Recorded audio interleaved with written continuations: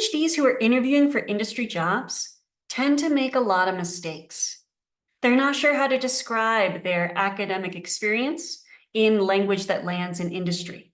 Because of that, they may come across as underqualified or overqualified. And so without that knowledge of how to communicate their academic experience, they may not interview effectively, even for a job they could have done well. The good news is that it's perfectly possible to learn how to interview effectively for an industry job. And heck, even if you already have an industry job, as you interview for your second or your third job down the road, there is always room to interview more effectively. And so that's what I'm going to talk about in this video. In this video, I'm going to interview Olivia Marisi. She's a PhD who is now working in industry and interviewing for roles where PhDs are coming in. So she's seeing right in front of her some mistakes that PhDs are making in the interview process that are very much surmountable. So she and I are going to talk about those pitfalls and how to avoid them so that you watching this video don't fall into those same mistakes. So listen in to get a perspective on the interview process from the interviewer's side of the table, from someone who was a PhD sitting on the interviewee side of the table not too long ago. Listen in to hear about mistakes PhDs make and how to avoid them. Hope you enjoy the conversation.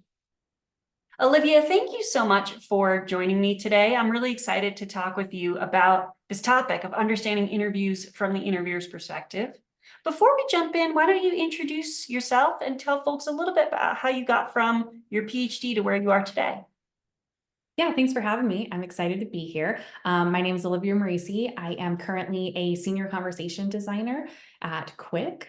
I got a PhD in linguistics 2 summers ago. I finished now, just about. I've been in my current role for about 1.5 years. Prior to what I do now, I did a couple of internships in tech during my PhD. I work broadly in the field of AI. Right now, I am building AI automations using large language models.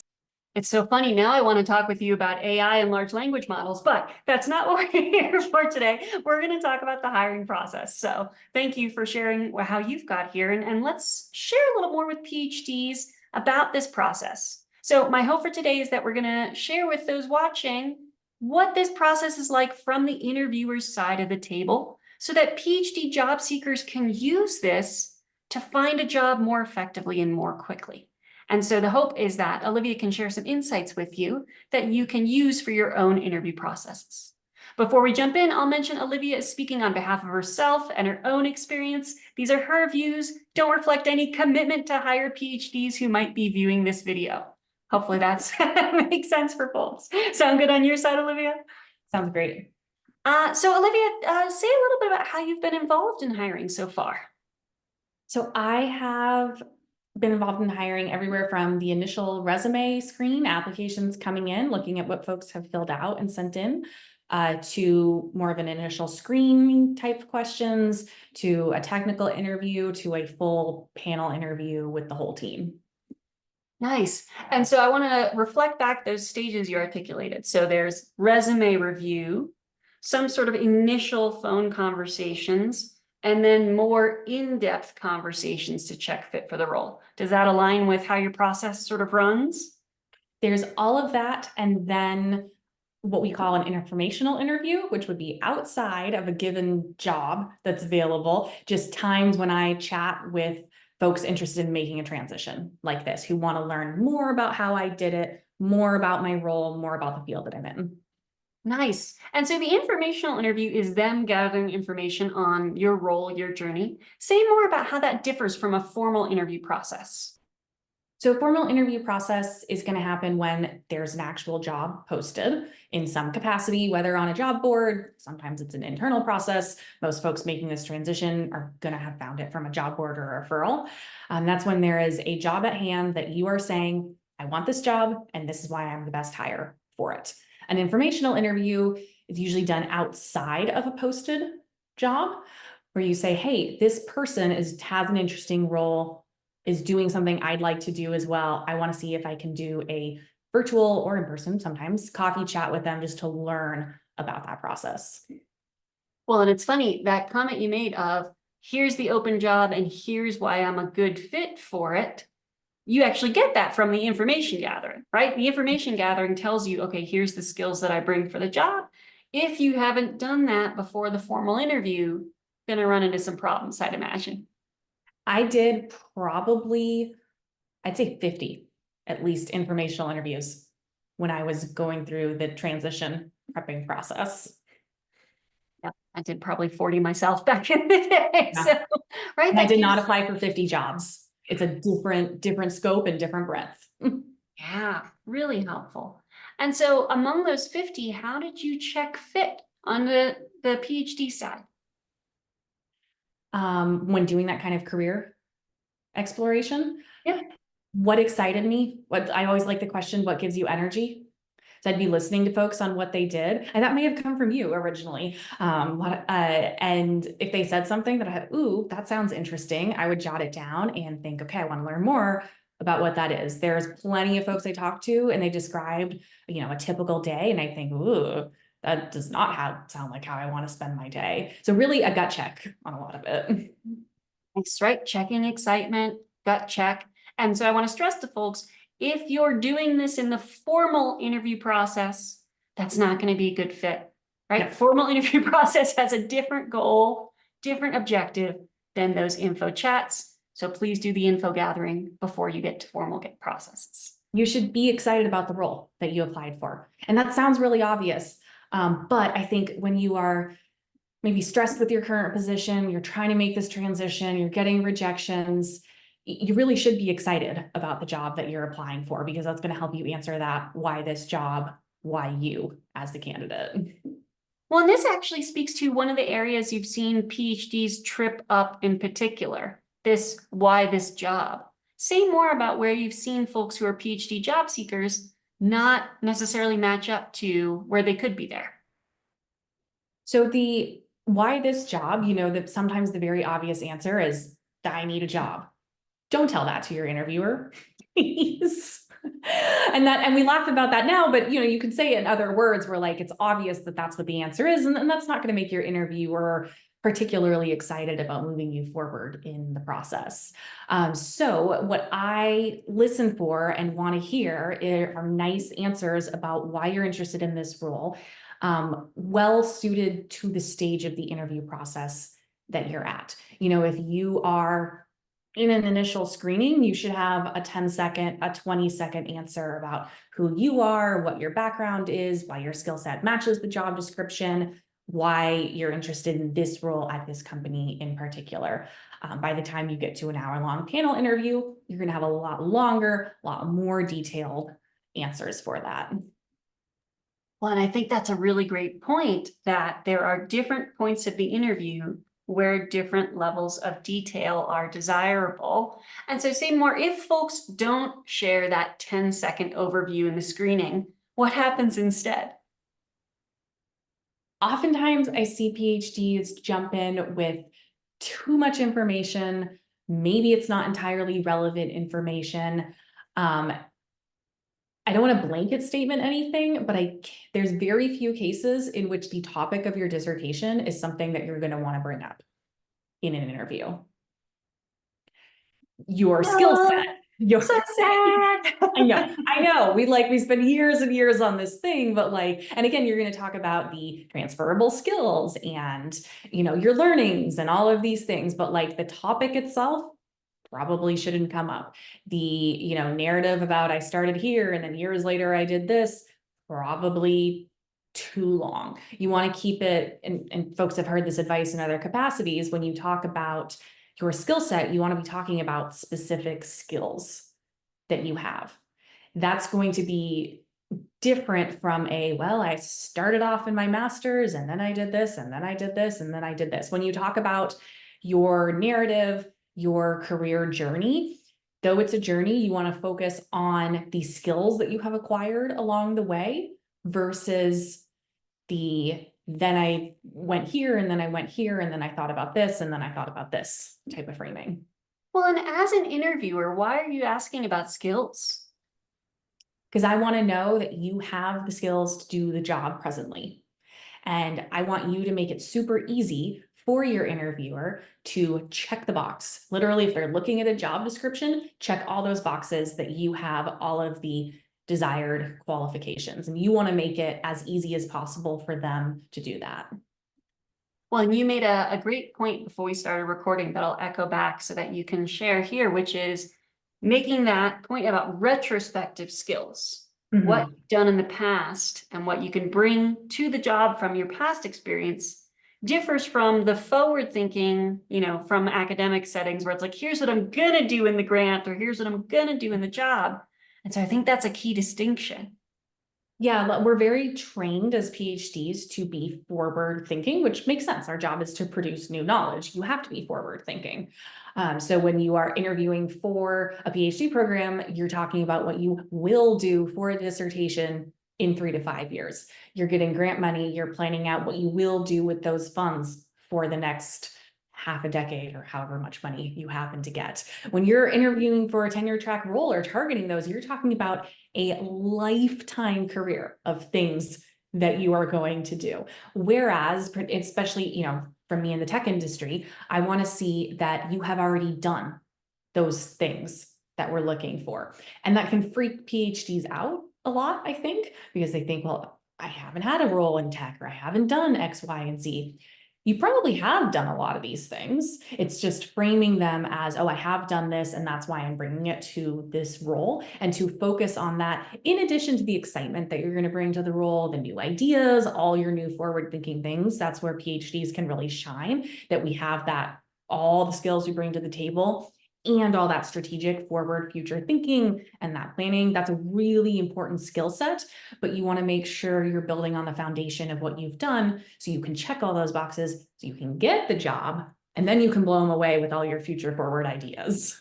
Well, and I think that's a wonderful point, Olivia. And it's so interesting, this sort of forward-looking excitement with the backup of retrospective skills. Yes, Right. I need to know that you have all of those skills already. Otherwise, it's very hard for a company to, you talk about it in terms of the risk of them hiring you. It's a very big risk to hire someone who can only talk about what they will do at some unnamed point in the future. And so by talking about past experience, you are de-risking yourself as a candidate. Hey folks, hope you're enjoying my conversation with Olivia so far. We'll get back to that conversation in a moment, but before we do, I wanted to take a moment to speak to those of you who are looking to exit academia now. And for those of you who are in that boat, I've put together a resource for you, a quick start guide on how to exit academia quickly and easily.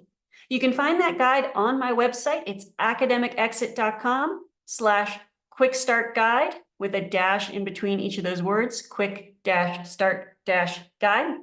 I'll put the link in the description below so that you have it as well.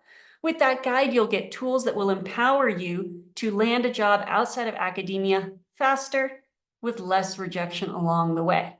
And you're going to get a video from me as well as a worksheet on how to get interviews faster. These tools for your job search are totally free. And again, you can find them at academicexit.com/quick-start-guide. Leverage that guide to exit academia successfully this year. Now back to my conversation with Olivia.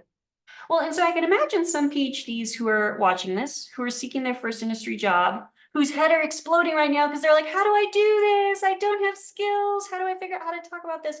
What recommendations do you have for PhDs seeking their first industry job from what you've seen on the interviewer's side of the table? Definitely already touched on come up with your 10-second answers, your 20-second answers, your 2-minute versions. It's very easy to Google search common interview questions.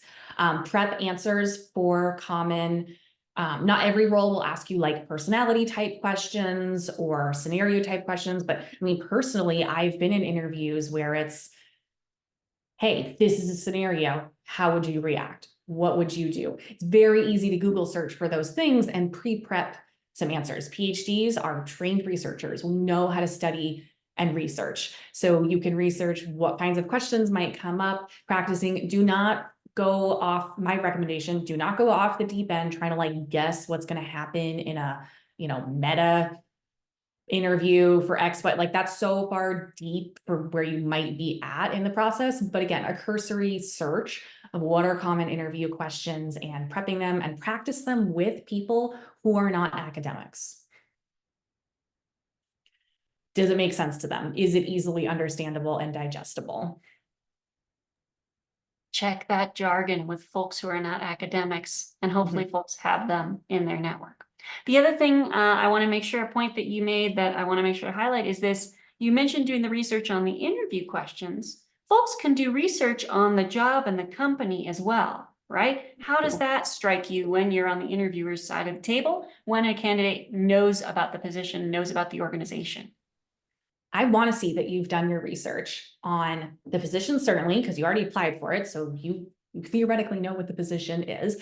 But I also want to see that you have researched the company a little bit. Did you find some information on the company's mission? Who are their current clients or customers? What are they trying to do? How do they, depending on how much you know about the field you're entering, kind of how do they fit in the broader landscape of things can be really helpful. And if you happen to have gotten a name of who is going to interview you next in the process, do a quick search on them as well. See if there's a nice little tidbit you can glean that maybe you have a mutual connection on LinkedIn that you didn't know you had in common. Maybe it turns out you went to the same undergrad. Don't be creepy with it. Don't start Facebook stalking people, even to just, be like cautious with that. But it's a really like one that has stood out to me in the past is when I've interviewed folks and they bring up that they're bilingual, which is obviously an asset. And they mentioned, oh yeah, I speak Spanish and it looks like you do too.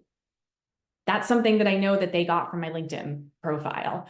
And that's really, it's nice to see that they have put in some of that investment on their time, because you as the interviewer are putting in a lot of investment on your end as well. Your interviewer is not an ATS system. They're a real person who's taking time and energy out of their day. And so it's nice to show them that you've done a little bit of prep work on your end too. It's so interesting though, because as I'm hearing this, I'm wondering if there are PhDs who are watching this who are at the very beginning of their process, who are like, okay, I need to start going out and researching every company and every person at the company, et cetera. And so the caveat I'll say is do this once you're in the formal interview process. Don't start here, right? Start with the info gathering, the broad strokes, right? You mentioned having done 50 conversations, broad strokes, and then go targeted once you know where it is you want to be, where you're energized, where you're fit. Does that resonate with what you've seen, Olivia? Yes, don't overwhelm yourself trying to research, board members at half a different companies. That's not going to be relevant or helpful. You have to think about what knowledge is helpful for me to know at the stage of the process that I'm in. If you are just starting to think about making a transition from academia, the questions you have are probably, what kind of field am I well suited to? What do PhDs do in these sorts of fields? It's those type of questions. By the time you have an interview somewhere, your questions are going to have switched to, well, what does this organization look like? Who would I be reporting to? What are challenges that the company is facing that I can help solve? Yes. And if you start that process by jumping to the end, you're going to be in the formal interview asking, what do you do here? What's interesting about it? Right. And that's just the formal interviewer will give you that time, but it's not going to necessarily show that you're a good click for the job. So actually moving through those stages and not just trying to jump to the end allows folks to do better at each. Since, yeah, folks end up in the formal interview process and they're doing info gathering questions. That's not a great use of everyone's time. Yep. Nice. Anything else that you want to share with folks that we haven't covered already? I think that it's kind of some big, broad strokes differences. We're very used to in an academic space. If you think about applying for a tenure track role, job ads open in August, September. You're submitting your materials 2 months later. You do your interview at, whatever big conference you have. It's like a 9-month process. This is not a 9-month process at all. Can be lengthy, but we can be a month, we can be 2 months. So just keeping that in mind, that it's a much quicker turnaround on these things. So making sure you are prepped and ready to go. If you're targeting a field that wants to see a portfolio, that portfolio should be ready to go. Your answers should be prepped and ready to go. Particularly if you start interacting with recruiters in some capacity, you want to make it super, super easy that you already know you have a nice clean version of your resume. That's the recruiter version, which sometimes isn't always the same one you submitted to other job ads. You have a public facing version of your portfolio. If I'm a portfolio kind of person, so if you have that you have something like that ready to go, or you have all of your links to whatever else you're going to be showing off, that you can quick and easy hand that off to people, because the process does move so much faster. And so it's really, the point I'll echo back there is there are stages to this process. Moving through them in stages allows you polish, right? You're more polished at each stage. You have a polished resume, you have a polished portfolio, you have a polished narrative, where trying to jump to the end, as tempting as it is, right? Applying for jobs is easy and it's the thing you want to do. But if you try to bypass all those steps, you miss the opportunity for polish. And often, not always, but often, polish is what's going to get folks the job. It's very obvious from my perspective, when someone is just blindly sending their resume out versus ones who tailored it for that specific job. That might involve a cover letter, might not, that's a bigger discussion on whether we want or need those. But doing a little bit of tweaking to your resume to really suit that role. Because when you think about it, folks who are doing that resume scan, if that's the hurdle that you're trying to get over, again, you want to make it as easy as possible to get to the next stage. So at the resume stage, you might have someone giving a 15-second glance at your resume because they've gotten 500 applications for this role. So think about that. Print out your resume and think, if I was going to look at this in 15 seconds, what are 3 things that stand out?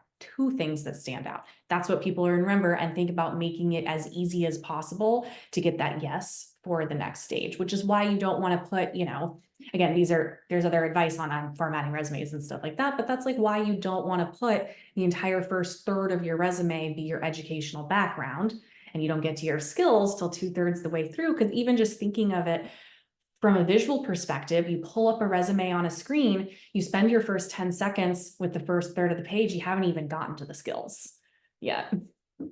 And that's why, again, when there's all this, there's so much advice on how to, do the nuts and bolts of it. But the why is you want to make it as easy as possible on your interviewer to give you a yes for the next stage. Well, and I think that's a key point here is for job seekers, it can be so easy to think about me as the job seeker and what I need, and please, I need employment, right? Like that is a big need. But the folks on the other side of the table are people too.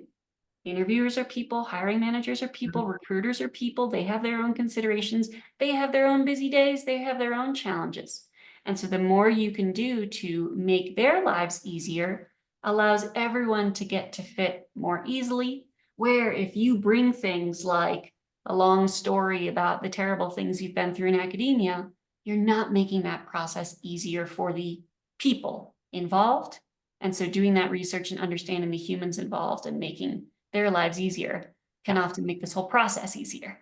Well, in the way you talk about reducing risk for a hire, I would say the more risk you reduce, the easier the yes gets. Yeah, you really don't want someone who's taken a swing hiring you. Well, maybe this person's going to be good. Like, that's tough to get a job. Not only are the folks on the hiring side of things, accountable to who they hire, they're also going to work with you in some capacity. So you're both working to show that you can do the job at hand and you're the best person for the job at hand, but you're also those people's future coworkers, and they want to work with someone who is easy to work with, makes their life easier, who is a go-getter, who's done that research ahead of time. So again, as many ways as you can show that as possible, you reduce the risk, you make the yes easier.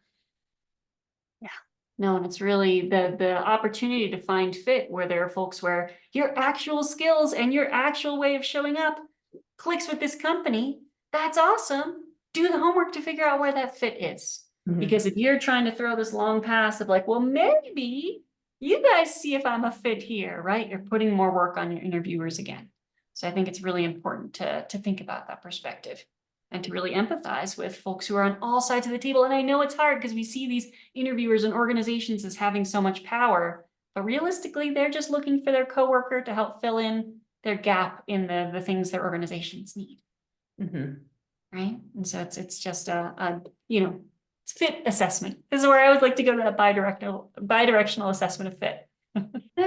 I mean, the bidirectional is just a really key thing to keep in mind in the entire process too, especially as academics, you're used to being, your own little monolith of your own research agenda and your own ideas and things that you want to do and your own career trajectory. And it's your name on everything. And you want to keep in mind in other industries, it's what you're bringing to the table and what they're bringing to the table and making sure that those are aligning and that you're showing how well those are going to align. Yes, look for the alignment and communicate the alignment.